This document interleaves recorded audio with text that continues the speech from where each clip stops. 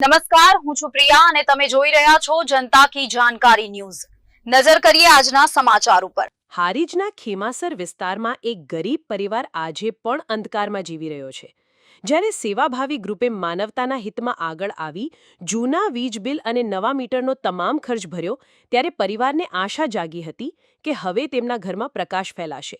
પરંતુ દુર્ભાગ્ય એ છે કે હારીજ યુજીવીસીએલ કચેરીના કર્મચારીઓના ઠાગાઠૈયા કારણે આજે 10 દિવસથી વધારે સમય વીતી ગયો છે, છતાં મીટર લગાડવામાં આવ્યું નથી।